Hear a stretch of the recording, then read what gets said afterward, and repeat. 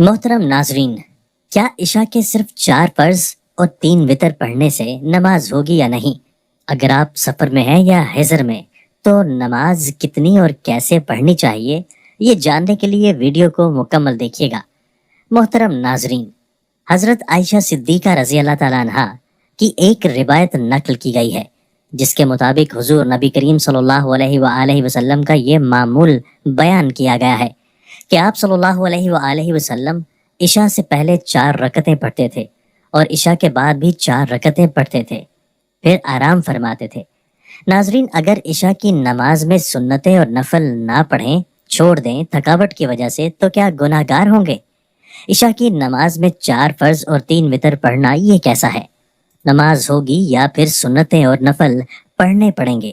محترم ناظرین، عشاء کی نماز میں ٹوٹل 17 رکعتیں ہیں، یعنی 4 رکعت سنت غیر موقدہ جو فرضوں سے پہلے پڑھی جاتی ہیں، پھر 4 رکعت نماز فرض، پھر 2 رکعت سنت فرضوں کے بعد سنت موقدہ، اور پھر 2 نفل، پھر 3 رکعت وتر واجب، اور پھر اس کے بعد 2 رکعت نفل۔ آپ اس میں جو سنت غیر موقدہ اور جو نوافل ہیں ان کو پڑھنے کا بہت زیادہ اجر و ثواب ہے۔ جو فرضوں سے قبل 4 رکعت سنت غیر موقدہ ہیں ان کے پڑھنے کی بہت بہت زیادہ فضیلت ہے، لیکن اگر کوئی سنت موقدہ اور نفل نہیں پڑھتا، چھوڑ دیتا ہے، یعنی کوئی تھکاوٹ ہے یا پھر طبیعت درست نہیں ہے، اس لیے چھوڑ دینا کوئی گناہ نہیں ہے۔ اگر پڑھیں گے تو اجر و ثواب ہے، بہت زیادہ فضیلت ہے، لیکن اگر چھوڑ دیں گے تو کوئی گناہ نہیں ملے گا۔ عشاء کی نماز میں جو ضروری ہے وہ ہے 4 رکعت فرض، جن کا ادا کرنا لازم ہے، ضروری ہے۔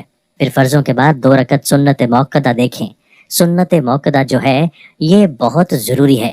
اگر کوئی شخص بغیر کسی عذر کے سنت موقدہ کو ترک کر دیتا ہے تو اس کے بارے میں علماء کرام بیان فرماتے ہیں کہ ایسا شخص قابل ملامت ہے، اور ایسے شخص کے بارے میں خطرہ ہے کہ وہ شخص قیامت کے دن نبی کریم صلی اللہ علیہ وآلہ وسلم کی شفاعت سے محروم نہ رہ جائے۔ تو سنت موقدہ کو بغیر کسی شرعی عذر کے ترک نہیں کرنا چاہیے۔ ہاں، اگر کبھی کبھار چھوڑ دیا یہ ایک الگ بات ہے، اس پر اسے کوئی گناہ نہیں ہے، لیکن ہمیشہ ہی سنت موقدہ کو ترک کرنا یہ درست نہیں ہے۔ 4 رکعت فرض کے ساتھ 2 رکعت سنت موقدہ فرضوں کے بعد یہ بھی ضروری ہے، اور اسی طرح پھر 3 رکعت وتر واجب، یہ رات کے کسی بھی حصے میں آپ پڑھ سکتے ہیں۔ پوری رات میں یعنی صبح طلوع فجر سے پہلے پہلے آپ 3 رکعت وتر واجب پڑھیں گے، یعنی تہجد کے بعد بھی پڑھ سکتے ہیں، تو یہ ضروری ہے۔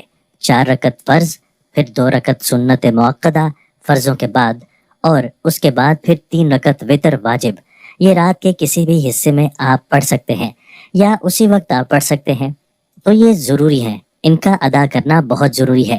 اب ایسا تو نہیں ہے کہ اگر کوئی شخص تھکا ہوا ہے یا اس کی طبیعت درست نہیں ہے، اگر وہ یہ سمجھتا ہے کہ 17 رکعت پڑھوں گا تو نماز ہوگی، اور اس وجہ سے وہ غفلت کر جاتا ہے اور پھر وہ فرض اور واجب چھوڑ دیتا ہے، تو یہ درست نہیں ہے۔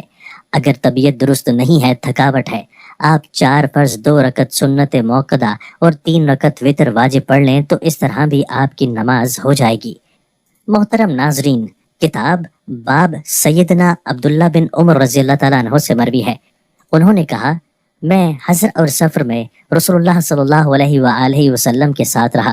آپ صلی اللہ علیہ وآلہ وسلم حضر میں جب ظہر کی نماز پڑھتے تو 4 رکعت فرض اور ان کے بعد 2 رکعت پڑھتے، اور جب عصر کی نماز پڑھتے تو صرف 4 رکعت فرض ہی پڑھتے اور ان کے بعد کوئی نماز نہ پڑھتے، اور جب مغرب کی نماز پڑھتے تو 3 رکعت فرض پڑھتے اور ان کے بعد 2 رکعت پڑھتے، اور جب عشاء کی نماز ادا کرتے تو 4 رکعت فرض ادا کرتے اور ان کے بعد 2 رکعت پڑھتے تھے۔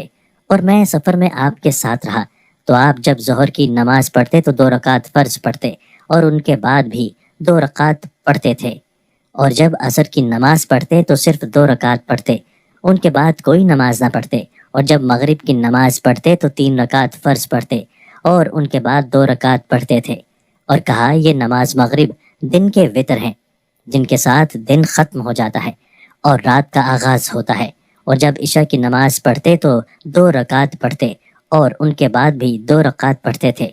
دعا ہے کہ اللہ تعالی ہم سب کو 5 وقت کی نماز با جماعت ادا کرنے کی توفیق عطا فرمائے، اور ہم سب کی خطائیں معاف فرمائے، اور ہمیں اپنے ماں باپ کا فرما بردار بنائے۔ آمین ثم آمین۔ ناظرین کمنٹ باکس میں اللہ تعالیٰ کے 99 ناموں میں سے ایک نام ضرور ٹائپ کریں. شکریہ. جزاک اللہ.